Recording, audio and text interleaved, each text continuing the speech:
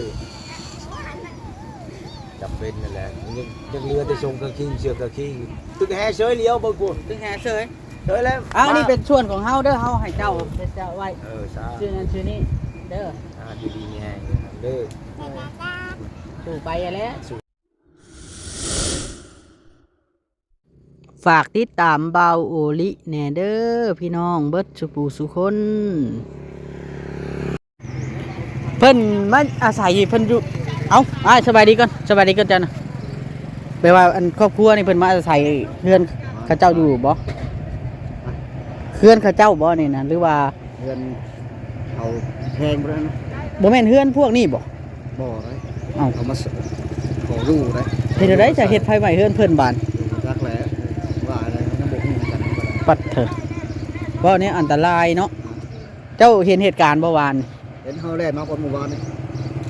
คือตายน้องฟินหมู่บ้านนี่ เออสาเหตุเป็นไปได้เจ้าผู้อยู่เฮือนใกล้นะ มีไฟภาพมันก็จะใครเกิดจากเรื่องเองนะ บ่มีไฟผ้าบ่คือนั่น บอก และคาดการณ์ว่ามันเป็นน้ำอัคคีภัยเกิดด้วยอันแบบการดังไฟเนาะ การทางไพ่ นั่นบ่ มันยามลมน่าจะดังไฟไว้แล้วอาจจะลืมเนาะทีเถอะ อีกอย่างหนึงก็ยันจุดจากกันยอขนยงว่าซั่นนะ ลงมอด จุดธูปจุดเทียนเนาะแสดงว่าครอบครัวนี่เบิดบ่อนเพิ่งบ่บัด เบิดแล้วนี่ก็มาเพิ่งเกินเขามาจากบ้านนั้นเอาไว้บอกอีเก่าไว้นะ มาจากบ่อหินกาวพุ แต่ลูกคนเมียมันเมียอยู่ในบ้านนี้ ทีเดียวอันตราย อยู่กับผัว อันตรายเมียก็คือเป็นคนแบบนั้นแหละบ่ คนบ่เต็มบ่ได้ คนบ่ร้อยบ่ คนบ่ร้อย สังเกตเบิ่งชาคอยเบิ่งว่าคนบ่ร้อยปานใดเบิ่งหั่นน่ะพี่น้องเพิ่น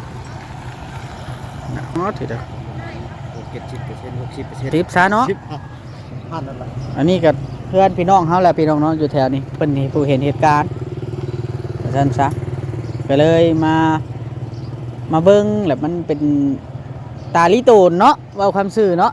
นี่วันนี้มาฮ้อนมาเพิ่งเย็นอยู่แล้วผัดแห้งเกิดภัยใหม่ครับภัยใหม่ผัดไม้ภัยใหม่เฮือนผู้อื่นบัดนี้ มาใส่อยู่กันหมู่ไปใหม่กัน แล้วเลยยังบ่ฮู้ว่าสิเอาแนวใดบัดนี้เนาะถึง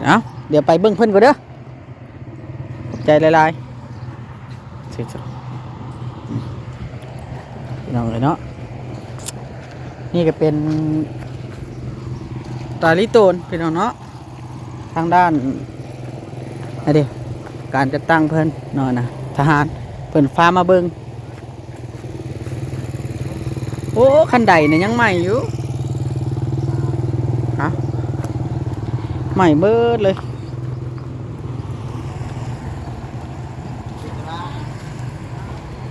เบิ้งขึ้นเบิ้งก่อนคันใดนี่ยังใหม่เนาะ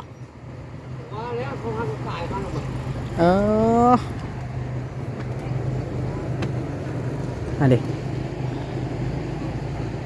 มาอยู่เพื่อนผู้อื่นพี่น้องเนาะแต่ว่าอาจจะดังไฟไว้บ่หรือว่าจังใดนั่นแหละแล้วเลยไฟไหมไฟใหม่บัดไฟใหม่ยามลมแล้วมันบ่เรือยังบาดข้าวสารอาหารแห้งใหม่มืดแล้วเขาจะขึ้นได้บ่พี่น้องอะไรข้าวสารก็บ่เรือทีนี่ลาพี่น้องเนาะมาอยู่เฮือนผู้อื่นแต่ว่าเคราะห์กรรมอีสังละจากเฮ็ด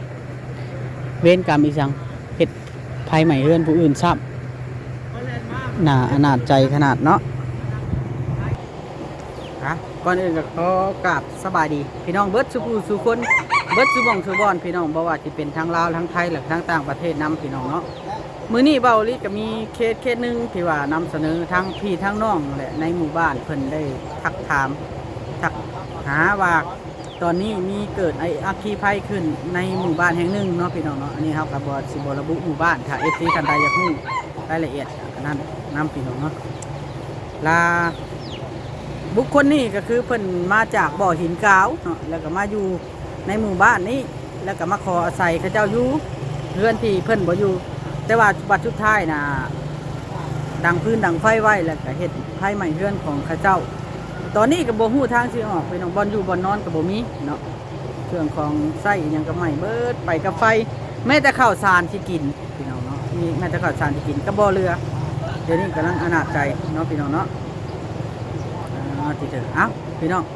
ไปพบไปพ่อกับเจ้าตัวกันเลยพี่น้องเนาะเป็นจังใดมาจังใดเนาะ ก็ มาสบายดีกล้องข่อยก่อน เจ้าสบายดี อยู่4คนนี่บ่ แม่แล้ว เป็นอะไรคือไปคือใหม่นี่เฮ็ดจังไดหรอ เกิดจากเตาจากมันเกิดจากเตาย้อนเฮาบ่ได้มอดนี่แหละ โอ้เตาอยู่เฮือเทิงบ่ บ่มีที่เตาตัวนี้นะไฟมันลุกแห้งลงผ่าน ยังมันตกตุ้งไปใส่ อ๋อ ตอนนี้ต้นพื้นพี่มันอยู่พี่มันบ่มานะฮะ มันยามลมคือว่า ลม ก็ง่ายการประมาทแน่เนาะแล้วก็ แน่แล้ว มันอุบัติเหตุว่าซั่นซะ แต่ละมือมันบ่เกิดหั่นนะคือว่าแหละแต่ละมือมันก็บ่เคยว่าสิไปมอดไฟในเตาอันนี้ บ่มันก็บ่ล้มว่ะ มันก็ จักมื้อวานนี่ 10 โมงเช้านาที 10:02 เหตุเกิดเนาะ มันเกิดเนี่ย เรือตัวนี้บ่เรือเชือกคาคิงนี่บ่ แม่นแหละเรือเชือกที่ชงกะขี้อย่างนี้ ไปชิดช่องพื้นก่อน เอ้ยโซเนาะพุ่นนี่เนาะเห็นในคอมเมนต์ดอกเพิ่นว่าไผใหม่เฮือนเอ้ยโซนะเอ้ยโซนี่เป็นประชาชนบ้านนี่เนาะแต่พอเนาะ แม่น พ่ แล้ อ ว แม่แล้ววันนี้ แต่ว่า ลูกของมันเราเรียนเพราะมันเขา สิเฮ็ดได้ต่อมันสิเฮ็ดได้ต่อก็สิปลูกตูบอยู่พุ่นละตรงหน้าพุ่นแหละอยู่ไปเรื่อย ทางบ้านเฮาก็ประกาศรูปโปรข่าวอยู่ ให้มีหยังซอยกันบ่ ช่วยเหลือกันช่วยเหลือกันมันบ่ ว่าง่ายๆการจะตั้งเพิ่นบ่ทิ่ม บ่ได้ทีม บ่ทิ่มบ่ป้าเนาะบ้านเมืองเพิ่นฮักเพิ่นแพง ๆทำการจะตั้งเพิ่นก็ลงมาก็ไปจังหวัดอยู่ทางการเด้บ้าน เอาเปลือกของชานหานแห้งก็ไปได้นะเป็นสุภาพน้ำแห้ง ปลาละใส่กินน้ำ เพิ่นคำกับแก้วปัจจุปัจจัยเล็กน้อยนะ อย่างเด้บ่ได้มีไปช่างหาอยู่หากินก็บ่มีหมดแล้วเครื่องช่างก็หมดแล้วเอาก็อย่างแนวแหละ บ่อยู่บ่นอนใหม่ทิ่มเบิด ไม่หมด ได้ยังจะยาก บ่ได้หยังจักอย่าง ปลูกบ่ได้ไปแห้งช่ ชิดชี้พื้นใหม่ ำ ไว้ มาว่าสิ เส้นนี้สิคือใหม่ หาเงินหาคำว่าสิปลุกรอกอไม้ได้มาค่ำ เชื่อ เติ ตัว ม มาลายนึงนะ ตลอดแล้ว บัดนี้พวกอัคคีภัยมันมาเกิดขึ้นมาใหม่บัดนี้ คิดขนาดเนาะช่วยแฮงอีหลี มันละลายนึงเนาะมันเลย แต่มือมาพุ่น เดี๋ยวนี้ มือมาน่ะ ปัญหานั่นก็คือใหม่ก็บ่ใหม่แม่นใหม่เฮือนเจ้าของเนาะใหม่เฮือนผู้อื่น ไปเพิ่นเออ แต่เพิ่นก็ย่านเพิ่นให้ใช้ ได้ แล้ว แล้วเรื่องไทย แล้วจังว่ากันตัวนั้นเนาะ กันแต่ว่า บัดผ่านอุปสรรคตัวนี้ไปได้เพิ่นทั้งมีแนว มันตั้งจิตตั้งใจใหม่ได้ก่อนตั้งรักได้ก่อนจังว่าไหมเรื่องตัวนี้เนาะ ถือว่าตอนนี้น่ะไปพักอยู่ชายก่อนไปพักอยู่เพิ่น พักอยู่เพื่อนมาเท่าพักชั่วข้าวนะมื้อนี้ก็แต่งแก้แล้วแล้วก็สิออกปลูกตูบอยู่พุ่นละอยู่หน้าพุ่นละ เพื่อนเนี่ยเท่าเป็นแม่ของคนนี้เนาะ แม่เป็นแม่ก็คือว่าแหละเพิ่นก็ลูกก็หลายยัวๆอยู่การกินกันอยู่มันก็บ่ปานใด รถไฟ อันนี้ลี่ชั่วข้าวพอได้นอนแมลงนี่ถือว่านอนแมลงมื้ออื่นนี่ก็ถือว่าสิยกออกพุ่นแหละปลูกตูบอยู่หน้าพุ่นแหละ ทางไหนนาจ้ะ นี่นะตีนบ้านนี่ค่ะ เจอกันหน้าไม่เท่า หัวไป ผมเห็นหน้าแล้วนะ บ่มีไผมีพื้นมียาบ้านเลยอยู่พุ่นแหละซึ่ง เพื่อนหลังนี้นะว่าเกิดจากอัคคีไพ่ผ้าบ่แม่นเนาะ บ่แม่น มันไพ่ผ้านี่บ่ได้มีแม่นบ่ บ่มี ผ้า ตามคาดเดาในปัดพี่เบาเลยจักไพ่อยู่พี่ไปใหม่ไปแล้วงงเติบเลยนะพี่เดากันห่างจากเพื่อน เออ 3-4 เมตร มันเป็นผ้านี่ผ้าเฮือนนะ พาไหม ผ้าไหมค่อยยังนั่นอยู่หรือว่าจุดธูปจุดเทียนไว้บ่ บ่ อยู่เทิงหั่นน่ะ บ่ได้จูบบ่ได้จูดหยังเขาว่าไผกกยากกยาไหนกกยาเขาก็พี่อยู่นอกพี่เนาะเมียเขาก็นอนอยู่ในกกยาใช้ชีวิตพี่มันใหม่แต่พี่ไผนอนบ่มีบ่นอนบ่มีผู้นอนดอกไม้ไม้แต่พี่ก่อนไม้แต่บนแอมก็บนเครื่อง อีกตัวเดียวนิดหน่อยสองคนนี่แหละอันอย่าอมบักหลาอย่าอมตะปูที่เกิดโรคเด้ นับแล้วเนาะ ตั้งมา เขา ซะ ก็บ่มีหยังหลายแล้วทุนเบื้องต้นก็ก็สิเอามาให้ป้าอยู่ใส่เนี่ยเอาไปมาให้เราหิวเมื่อแล้วบ่ มองให้เราเองกันเลย ผ้าห่มมาเอามาให้เราดูเด้อหิวมาให้เราดูเด้อผ้าห่มเอาผ้าห่มมาให้ บ่ได้ใส่ถุงมาซ้ำเนาะ อุ้มเอาเนาะ ตู้มาโรงแรมจำเป็น ไปเอาผ้าห่มกัน เอามื่อแล้วก็อุ้มมือ เออ ยากชิบ ที่จะพอเท่ายังชื่อจะพอครูปอด พงษ์ ไอ้สมพงษ์เนาะ แม่น อา แล้ว ยุสิประมาณ40นี่บ่ 40ปลายมันแล้วกัน ไอ้สมพงษ์เป็นเนาะอันนี้ก็เฮาก็บ่ได้ระบุพิกัดบ้านคักดอกพี่น้องเนาะมีแต่ว่าถ้า FC ท่านใดอยากช่วยเหลืออยากเดินทางมาด้วยตัวเองก็ทักมาหาเฮาได้แล้วก็มาหาอำนาจกันจะตั้งเพิ่นก็ได้เนาะเพราะว่าพัวพันกันเพราะว่าบ่อยากถิ่มจากปะกัน แบบว่าผู้ใดมีน้ำใจ แม่น ช่วยเหลือ นี่ กั เพิ่ น น และกันแล้วก็ แบ่งปันเนาะ อืม นี่พี่น้อง แล้วก็ทาง FC เจ้าหาละ โดย เอาไปเฮ้ยมันต้นก้น10เทื่อมาทองไฟใหม่ทีนึงได้ แม่ไฟใหม่นี่ ไฟ อัน ใหม่ ต เลย ราย เกลี้ยงหมด มอน เหลือยังดิ มอนเป็นเช้าผม ได้เลย สัตว์ ยังนะ โอ้ยบ่เหลือแล้วสารอ่อนหมอนลายมันบ่ยังดอก ร้านเครื่องคนจอบคนเจอเมิด โทรศัพท์กับเบิด จักรติน2หน่วยเมิด แจ็คจะตินเครื่องทำมาหากินหมดเลย เมิดเลยจุบ่ได้มี โท หยั รง ศั นะ พท์เครื่องเดียวกับเบิด โทรศัพท์อีกก็เมิดโทรศัพท์กับลูกเราซื้อให้Vivo ข้างใน โทรศัพท์ Vivo เมิดเลยบ่ได้มี บ่จักหยังแล้วสองน้อยนี่เนาะ บ่จักหยังนะ อันตรายนะพี่น้องบ่บอสเอาเครื่องมาซอย สองพื้น เอาอุ้มเอาเลยขอบใจเด้อ เอาห่มใหม่เลย อันอยู่ดีไม่แห้ง ได้งาน อย่า จะ เจ็บอย่าจนร่ำรวยร่ำรวย เอาแล้วก็ชุดของลูกชุดกันหนาวนี่ เออเอาเออ ถุงยังชีพบ่ ถุงยางชีพปลากระป๋อง ที่แรกว่าเฮ็ดถุงยังชีพว่าจะไปว่าแจกอันอยู่กันดานนะก็เลยถึก กินยา หยิบมาเลย แก้ปวดแล้ว ยาบรรเทา เพราะว่าเฮ็ดถุงแบบนี้ว่าสิขึ้นไปแจกอยู่บางกันดานเด้แต่ก่อนนะผ้าห่มผ้าปก ก กั ระ บ ห่มนี่ก็ อ้าวถือว่าเป็น ทุนเบื้องต้นของ ช่วยเหลือ เพิ่นพู้นแล้วเนาะสะก่อนอยู่ต่างประเทศให้สมประดิษฐ์จนให้ประเทศอยู่ทุกหน้าแต่เห็นพระเจ้าเป็นไปนี่แล้วเอามาพระเจ้าสะก่อน สาธุนี่ก็มันก็ยืนน้องเอ้ยจำเป็นนั่นแหละยังเรือแต่ชงกระคิงเชือกกระคิงตึกแห่เฉยเลี้ยวเบิ่งกู ตึงแห่เฉย เฉยแล้ว อ้าวนี่เป็นส่วนของเฮาเด้อเฮาให้เจ้าไว้ เออสา ชื่อนั้นชื่อนี้เด้อ ดีดีแห้งเด้อ สู่ไปแล้วเกิดมาเลยจะได้จ้ะมันก็เจ็บเป็นไปนี่แล้วเนาะ กระเทินน้ำเมียแหละน้ำให้มันชุด โอ้บ่แม่นว่าแต่นำแต่เมียแหละคนเฮาคันได้หักแพงกันแล้วบ่อยากให้ถิ่มให้ป้ากันยามทุกข์ยามยากกันแหละ เป็นได้บ่ได้ไข่บ่พอมันเกิดเหตุเอ็ดเนี่ย ให้ก็อดเอานี่แหละคือเชื่อจักสิได้ให้บ่ได้คืนมานะเฮาก็ให้เฮาก็คือเชมูคือกันกับเฮาอ่ะเฮาก็เคยเบิ่งคลิปคือกันกับผู้อื่นแล้วก็มาถึงเฮาอีกบาดอันนะ เห็นเมื่อวานนี่เห็นเขาแช่เต็มเลยเพราะว่ามันบ้านใกล้กัน เห็นคลิปผู้อื่นก็โอ้เฮาก็คือจงชาในกันมันก็ถึงเฮาอีกบาดเลยก็สิคือหมู่คือกันเลยก็อยู่ไป ทรัพย์สินเงินทองได้บ่ได้ใหม่ถิ่มลายบ่ มีแต่แหวนวงหนึ่ง แว่นทองบ่ แหวนอันน่ะคำพลังเลยนะ มันจังไดเนาะบาท เวนคำพลังมันเป็นแนวกันดีอยู่ เป็นเงินเรื่อง บอมเป็นทอง เป็นทองแบบทองนาคนะทองมัน ทองแปลว่าเขา เอาขี้ อ้ายน้อง แดง ภาคมัธยาลัดมันดอกให้หมู่แล้วหมู่ก็เฮาก็ซื้อน้ำหมู่ 2,000 บาทซื้อฮะ ตอนนั้นเนาะ เออ มันคำแล้วบ่ได้หลายบ่มี บ่มีเพราะว่าบ่มีเพราะว่าหากนมาจะบ่ทันฮอดเดือนเด้เอาแต่เครื่องก่อสร้างอะแล้วมานะครบเครื่องก่อสร้างฮะ บ่ง่ายๆซะอันว่าสิมาเฮ็ดมาสร้างอยู่พี่เอาอุปกรณ์ เออ เนาะมีจักรสตินแน่แล้วก็หลายอย่าง หลายอย่าง รวมมูลเอารวมมูลค่าการเสียหายนี่ประมาณเท่าไหร่รวมเพื่อน มัน ให้ รวมแล้ว27ล้าน โทษแต่อันนั้นบ่หรือ เอา รวม แต่เครื่องพอ โทษแต่เครื่อง ตอน 27 นี้เฮือนยังบ่ทันเพิ่นยังแต่บ่ทันได้ประมูล เท่าไรเครื่องอันทรัพย์สิน ทรัพย์สินที่ว่าเขาถือมาแต่เฮือนกว่าฮะ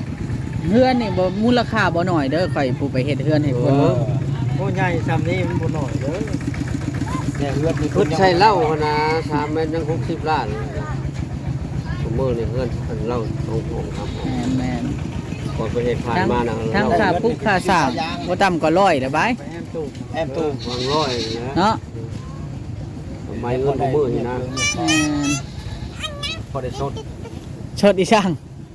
สดตูบนี่แหละสิซื้อแพรยางจังได๋สิไปซื้อยาอนุญาตนี่แหละแพรยางก็ โอ้ แซ่บสิ โดย เอาเบิ่งก่อนคอย อันนี้ก็ไว้อันนั้นเดี๋ยวค่อยสิ ชื่อ อ่ะ มีชื่อนั้นชื่อนี่ คือลูกกิน นกเพิ่น เดี๋ยวมื้อหน้ามื้อไหนเดี๋ยวสิพาที่ชวนทีมงานเข้ามาน้ำเถือบมีผู้ประกอบชวน โดยมังนาวค่อยจนแตกฮะนะมัน ยังหนาวบ่หรือใด มันบ่จักได้เพชร หากันนี่ เว้าไปลายมันก็อั้นแบบว่าเฮากันน้ำตา บ่จักทางสิเดินเลยเดี๋ยวนี้เนาะ หมดแล้วหมดโต การ หม เล ดแล้ ยว มัน เด้เฮ็ดให้หน้าตาค้าเฮ็ดกันให้ อยู่พุ่นแล้วคนเนี่ยอยู่บ้านน่ะอยู่บ่อเก้าพุ่นแล้วอยู่เมืองไข่พุ่นแล้วพอหากะมานี่เด้หากะมายังบ่ทันได้ฮอดเดือนหากะได้ประมาณว่า17 18นั่นแหละมาก็เอาแต่เครื่องก่อสร้างและมาเนาะว่าสิมาตั้งมาเฮ็ดมาหาอยู่พี่คนสุดท้ายไฟหมดแล้วไฟไหม้หมดแล้วก็บ่มีหยังแล้วบัดไม่ก็ปักไว้แล้วก็สิเอาหยังเลื้อยหมดเลยไหม้หมด เบิดสภาพแล้วเนาะ ขนาดเกิบจิคียังบ่มีนะ ก็ไม่ อันนี้เกิบก็เขาให้นะอันนี้เกิบก็ย้อนว่าแพงเกิบไว้จึงบ่ได้เอาไปตึกปะเอาไปยานหมู่หลักก็เลยปะไว้อยู่เฮือน ได้เกิน ฮะ คือไปทึก บ่แล้ว วานในผ้าปลาน้องชิมวานนี่เนาะ คนหมดบ้าน ได้เกิน อยู่น้องเพิ่น พอดีคนก็แล่นมาเนาะ คน หลาย ก็แลนมาอันนี้เกิบ ใช้เกิดไผใหม่บ่ โอ้ ล้อ แต่มือมาพุ่นแกเครื่องมาพุ่นรถเขามาชนก้นอีกนะก็เสียเงินอีกยังบอกไปแล้ว ถือว่าเป็นเคราะห์เป็นเข็นเนาะ เสียเขาจะได้ 2,000 บาทนะก็ แล้วให้เขาเท่าไหร่น่ะ ยังบ่ทันได้ให้นะแต่ว่ายังบ่ทันได้วิทย์ครับแล้วมาเบิ่งสภาพแล้วว่าโอ้ยเราว่าเขาก็บ่จักแนวเว้าแล้วหมอนั่นก็ คนแถวบ้านได้ บ่เดือ แล้วว่าเบิ่งสภาพไผใหม่นี่บ่ บ่ว่าเบิ่งสภาพตอนยังบ่ทันไฟไหม้พอเห็นสภาพไฟไหม้นี่แล้วก็แห้งจิบ่จักแนวเว้าเลยเนาะ เราก็สิว่าน้ำเนาะ ตอนนั้นน่ะไฟยังบ่ทันได้ไหม้ เอาน้ำบ่ลงคอดอกเนาะ เอาน้ำลงคอแล้วมีแต่ว่าก็เรามีก็เราอยู่ซอยเรืออีก แล้วก็ว่าสิซอยเงินเพิ่มมาอีก มีแต่ว่ายิ้มสู้ไปจังใดก็ได้ เอาก็ เป็นกำลังใจให้ กำลังใจแล้วเฮาก็หมดเลยเด้ เดี๋ยวต่อไป ถ้ามีหยังช่วยเหลือเดี๋ยวสิเอามาช่วยเหลืออีก มียังกำลังใจน้ำมูแล้ว แม่ ต่อไป นั่นแหละ เป็น ทด เป็นศาสตร์อ่อนมอนลายบ่บางเทื่อ ละอัน มีโอกาสเดี๋ยวมาซอย อุปกรณ์นั้นสิเฮ็ดตู้เฮ็ดมันกระต๊อบอยู่ในบ้านนี่ครบมี ยังผ้าดวงหนึง นะ ยังผ้าดวง มีผ้าดวงหนึงไปพันพื้น พันไม้มาเฮ็ด เฮ็ดลักตู้ ผ้ามีมีดน่ะดวงเดียว ผมมีเลยมียังข้างแต่ดวงเดียวไฟบ่ใหม่ เตรียมเอาไป มีกระ ตัด เบื้อง ไม้มาเฮ็ด แม่แหละแม่แหละแม่แหละ แล้ว บ่ได้มีหยัง แล้ว กัน ป ว่า ระกอบกับปูต่างๆนะ บ่มีนะบ่มี เครื่องตัดเครื่องหยัง บ่มีใหม่มา จา แล้ ก ว อุ้ยอย่างจากอย่างเลยแหละ บ่มี ญาติพี่น้องอยู่บ่เฮ็ดกล่าวเพิ่นฮู้หรือบ่ จังว่ายังบ่ทันได้ บ่ว่าดอก ผู้ใดมันก็พ่อไผ่พ่อมันว่าความสื่อแหละ เอาตัวรอดภัยมันล่ะแม่นนั่นมันก็บ่ค่อยห่างเนาะญาติพี่น้องก็ได้ ญาติพี่น้องคนก็ยังบ่ทันได้ฮู้เฮาก็ ลูกสองคนนี่ได้เข้าโรงเรียนอยู่บ่ เข้าอยู่เข้าในบ้านนี่แหละ นึกว่าเนาะ อันนี้ผู้หนึงอันนี้ บ่แม่นลูกหา บ่แม่นเพิ่นบ่ได้มาเนาะ อ้าวเจ้ามีสามบ่เด้ 3ลูกเมียผู้หนึง ใช่น่ะ เพิ่นอยู่วัดเพิ่นเด้เพิ่นบวช บวชเป็นจัว เอ้ยบ่ได้มายังบ่ฮู้ยังบวชกัน เงินน้อยๆนะเห็นอยู่กูบะโอ้บ่แม่นบ่เพิ่นบ่ได้มาบ่ บ่ได้มา ก็จบ กาลินเก ก็เห็นจะได้คลิปแล้วก็แชร์เต็มอยู่เมื่อวานนะ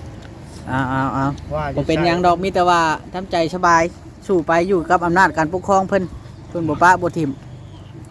เนาะแต่เฮาก็สิเป็นอีกเทื่อแห่งใจหนึงว่าซั่นซะทาง FC เบาลิ FC เบาบอสก็เป็นกำลังใจให้เพิ่นเด้อพี่น้องเนาะหรือว่าอยากชดอยากซอยทั้งด้านใดก็ถึงติดต่อมาถามพวกเราหรือว่าสิ